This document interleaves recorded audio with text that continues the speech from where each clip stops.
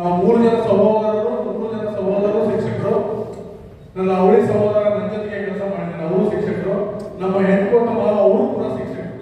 ಈಗ ಇಡೀ ನಂದು ಶಿಕ್ಷಕರ ಬಂದವನು. ಮೊದಲನೇದಾಗಿ ಈ ಒಂದು ಅವರು ಸಹ ಶಿಕ್ಷಕರಾಗಿ ಕೆಲಸ ಮಾಡಿದ್ದಾರೆ. ಈಗ ಮೊದಲನೇದಾಗಿ ನನಗೆ ಈ ಒಂದು ಪ್ರಶಸ್ತಿಗೆ ಈ ಒಂದು ಸ್ಥಾನಕ್ಕೆ ಬರಲಿಕ್ಕೆ ಕಾರಣೀಭೂತರಾದ ನಮ್ಮ ತಂದೆ ತಾಯಿಗಳು, ನಮ್ಮ ಪತ್ನಿ ಮತ್ತು ಪುತ್ರ, ನಮ್ಮ ಅವಳಿ ಸಹೋದರ ಮತ್ತು ನಮ್ಮ ಮಾವರಿಗೆ ಯಶಸ್ಸಿನ ಭಾಗದಲ್ಲಿ ಅವರು ಕೂಡ ಪಾಲಿದೆ ಅಂತ ಹೇಳಿ, ಭಾರತೀಯ ಪರಂಪರೆಯಲ್ಲಿ ಶಿಕ್ಷಕರಿಗೆ ಒಂದು ಗುರುಸ್ಥಾನ ಇದೆ. ಈ ನನ್ನ ಪ್ರಕಾರ ಈ ಗುರುವಿನ ಸ್ಥಾನ ಈಗ ಬದಲಾಗ್ತಾ ಇದೆ. ಈಗ ಗ್ಯಾಜೆಟ್ ಆಗಿದ್ದು, ಈಗ ಪೇರೆಂಟ್ಸ್ ಏನಂದ್ರೆ ಈಗ ತಮ್ಮ ಮಕ್ಕಳನ್ನ ಶಾಲೆಗೆ ಸೇರಿಸಿದ ಮೇಲೆ ಎಲ್ಲಾ ಶಿಕ್ಷಕರ ಜವಾಬ್ದಾರಿ ಅನ್ನೋ ಒಂದು ಪರಿಸ್ಥಿತಿ ನಿರ್ಮಾಣ ಆಗಿರ್ತಕ್ಕಂಥ ಈ ಕಾಲದಲ್ಲಿ ಇವತ್ತಿನ ಈ ಒಂದು ನಮಗೆ ಪ್ರಶಸ್ತಿ ಬಂದಾಗ, ಈಗ ಯಾರೇ ಆಗಲಿ ಯಾವುದೇ ಪ್ರಶಸ್ತಿಯನ್ನ ಪಡೀಲಿ, ಅವರು ಯಾವುದೇ ವೃತ್ತಿಯಲ್ಲಿ, ಶಿಕ್ಷಕ ವೃತ್ತಿಯಲ್ಲಿರಲಿ, ಒಬ್ಬ ಕ್ಲರ್ಕ್ ಆಗಿರಲಿ, ಒಬ್ಬ ಇಂಜಿನಿಯರ್ ಆಗಿರಲಿ, ಒಬ್ಬ ಡಾಕ್ಟರ್ ಆಗಿರಲಿ, ಮಿನಿಸ್ಟರ್ ಆಗಿರಲಿ, ಪ್ರೈಮ್ ಮಿನಿಸ್ಟರ್ ಆಗಿರಲಿ, ಅವರು ತಾವು ಯಾವ ಕೆಲಸವನ್ನ ಮಾಡ್ತಿದ್ದಾರೆ ಆ ಕೆಲಸದಲ್ಲಿ ನನ್ನ ಇನ್ವಾಲ್ವ್ಮೆಂಟ್ ಏನಿದೆ, ನನ್ನ ತಲ್ಲಿನಲ್ಲಿ ಎಷ್ಟಿದೆ, ಎಷ್ಟು ಪರ್ಸೆಂಟ್ ನಾನು ಇನ್ವಾಲ್ವ್ ಆಗಿದ್ದೀನಿ, ಆ ಕೆಲಸವನ್ನ ಬೇರೆ ಮಾಡೋದಕ್ಕೆ ತಾವು ಮಾಡೋದಕ್ಕೆ ಒಬ್ಬ ಆರ್ಡಿನರಿ ಶಿಕ್ಷಕನಾಗಿ ಏನು ಮಾಡಬಹುದು ಅಥವಾ ಎಕ್ಸ್ಟ್ರಾರ್ಡಿನರಿ ಶಿಕ್ಷಕನಾಗಿ ಏನು ಆ ಕೆಲಸಕ್ಕೆ ನ್ಯಾಯ ಕೊಡ್ತಿದ್ದಾರೆ ಅನ್ನೋ ಆಧಾರದ ಮೇಲೆ ಅವರಿಗೆ ಗೌರವ ಹೆಚ್ಚಾಗ್ತದೆ ಅಂತ ನನ್ನ ಭಾವನೆ. ಯಾವುದೇ ವೃತ್ತಿ ಆಗಿರ್ಬೋದು, ಆ ವೃತ್ತಿಯಲ್ಲಿ ನಮ್ಮ ಇನ್ವಾಲ್ವ್ಮೆಂಟ್ ಬಹಳ ಮುಖ್ಯ. ಆ ಇನ್ವಾಲ್ವ್ಮೆಂಟ್ಗಳೇ ಮುಂದೆ ಸಾಧನೆಗಳಾಗ್ತವೆ ಅಂತ ಹೇಳಿ, ಅಂತ ಸಾಧನೆಗಳನ್ನು ಗುರುತಿಸ್ತಕ್ಕಂಥ ಈ ಬಿಜಿ ಬಳಗೂ ಕೂಡ ನಾನು ಇವತ್ತು ಹೃತ್ಪೂರ್ವಕವಾದ ನನ್ನ ಅಭಿನಂದನೆಗಳನ್ನು ಕೊಡ್ತಾ ಇದ್ದೇನೆ. ಒಂದು ಬ್ಯಾಂಬೂ ಸ್ಟಿಕ್ ಅನ್ನು ಕೂಡ ಅದರಲ್ಲಿ, ಒಂದು ಬಿದಿರಿನ ಕೋಲನ್ನು ಕೂಡ ಅದರಲ್ಲಿ ನೆಡ್ತಾರೆ. ಕಾಲಕ್ರಮೇಣ ಆ ಬೀಜಗಳೇನಾಗ್ತವೆ, ಆ ಸಸಿಗಳಾಗಿ ಪರಿವರ್ತನೆ ಆಗ್ತವೆ. ಪರಿವರ್ತನೆ ಆದಾಗ ಆ ಒಂದು ಬಳ್ಳಿ ಏನಿತ್ತಲ್ಲ ಅದು ಆಶ್ರಯ ಪಡೆಯಲಿಕ್ಕೆ ತಡಕಾಣಿ ಶುರು ಮಾಡ್ತದೆ. ಬಳ್ಳಿ ಸ್ವಭಾವ, ಬಳ್ಳಿ ನಾನು ಎಲ್ಲಿ ಯಾರನ್ನು ಆಶ್ರಯಿಸ್ತೀನಿ ಅಂತ, ಪಕ್ಕದಲ್ಲೇ ಹುಲ್ಲಿದ್ರು ಕೂಡ ಅದು ಹುಲ್ಲನ್ನ ಆಶ್ರಯಿಸಲ್ಲ. ಯಾಕಂದ್ರೆ ಅದು ಗೊತ್ತು, ಅದಕ್ಕೆ ಆ ಹುಲ್ಲಿಗೆ ಕೆಪಾಸಿಟಿ ಇಲ್ಲ ಭಾರವನ್ನು ತಾಳೋದಕ್ಕೆ. ಅದಕ್ಕೆ ಏನ್ ಮಾಡ್ತದೆ, ಆ ಬ್ಯಾಂಬೂ ಸ್ಟಿಕ್ ಅನ್ನ ಆ ಬಳ್ಳಿ ಆಶ್ರಯಿಸ್ತೀವಿ. ಅಂದ್ರೆ ನನ್ನ ಉದ್ದೇಶ ಏನ್ ಹೇಳೋ ಪಾಯಿಂಟ್ ಏನಂತಂದ್ರೆ, ಅಂತ ಒಂದು ಆ ಒಂದು ಸೂಕ್ಷ್ಮ ಆ ಬಳ್ಳಿಗೆ ಅಷ್ಟು ಸೂಕ್ಷ್ಮತೆ ಇರುವಾಗ, ಅಂದ್ರೆ ಅಷ್ಟು ದೃಢವಾಗಿರ್ತಕ್ಕಂಥ ಬಾಂಬೂ ಸ್ಟಿಕ್ ಅನ್ನೇ ನಾನು ಅವಲಂಬಿಸಬೇಕು ಅನ್ನೋ ಒಂದು ಭಾವನೆ ಆ ಒಂದು ಬಳ್ಳಿಗೆ ಬಂದಿದೆ. ಅದನ್ನ ನಮಗೆ ಕೊಡ್ಮಾಡ್ತಕ್ಕಂಥದ್ದು ಜೆ.ಸಿ. ಬೋಸ್ ಅಂತ ನಮ್ಮ ಶಾಸ್ತ್ರಜ್ಞರು, ನಮ್ಮ ಭಾರತೀಯ ಬಯೋಲಜಿಸ್ಟ್, ಸಸ್ಯಶಾಸ್ತ್ರ. ನಾವು ಮಕ್ಕಳ ಜೊತೆ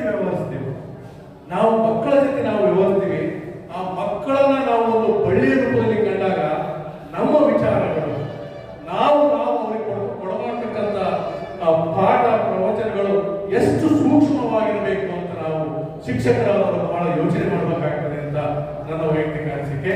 ಹೀಗೆ ನಾವು ಆ ಮಕ್ಕಳ ಸೂಕ್ಷ್ಮ ಮನಸ್ಸಿಗೆ ಅನುಗುಣವಾಗಿ, ಇವತ್ತು ಗ್ಯಾಜೆಟ್ಸ್ ಬಂದಿದ್ದಾವೆ, ಇಂಟರ್ನೆಟ್ ಬಂದಿದೆ, ಗೂಗಲ್ ಗುರು ಬಂದಿದೆ, ಏನಾದ್ರೂ ಗೂಗಲ್ ಗುರು ಸಿಗುತ್ತೆ. ಆದ್ರೆ ಯಾವ ಗೂಗಲ್ ಗುರುನು ಶಿಕ್ಷಕರನ್ನು ಮೀರಿಸಲಾರ ಅಂತ ನನ್ನ ಒಂದು ವೈಯಕ್ತಿಕ ಅಭಿಪ್ರಾಯ.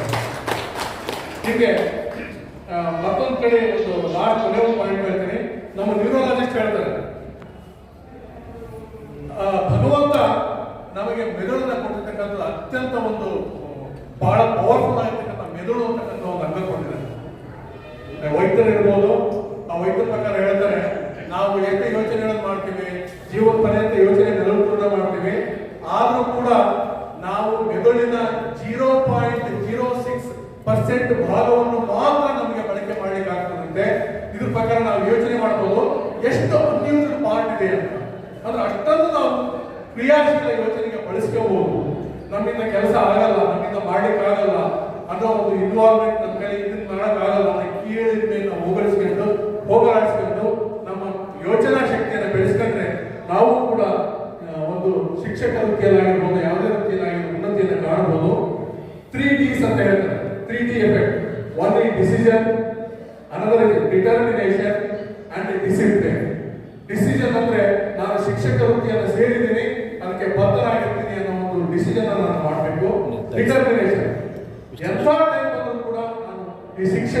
ನಾನು ಸಂಪೂರ್ಣವಾಗಿರ್ತಕ್ಕಂಥ ತಲೆಗೆ ಕೊಡ್ತೀನಿ.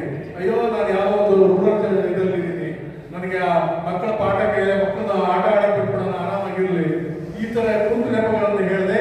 ನಾನು ಏನ್ ಮಾಡಬೇಕು, ಮಕ್ಕಳಿಗೆ ಏನನ್ನ ಕಲಿಸ್ಬೇಕು ಅನ್ನೋ ಡಿಟರ್ಮಿನೇಷನ್ ಅನ್ನ ನಾವು ಹೊಂದಿ ಅದನ್ನ ಆ ಮಕ್ಕಳಲ್ಲಿ ಡಿಸಿಪ್ಲಿನ್ ಮೂಲಕ ತಂದ್ರೆ ಯಾರೊಬ್ರು ಕೂಡ ಉತ್ತಮ ಶಿಕ್ಷಕರು ಆಗಬಹುದು ಅಂತ ನನ್ನ ವೈಯಕ್ತಿಕ ಅಭಿಪ್ರಾಯ.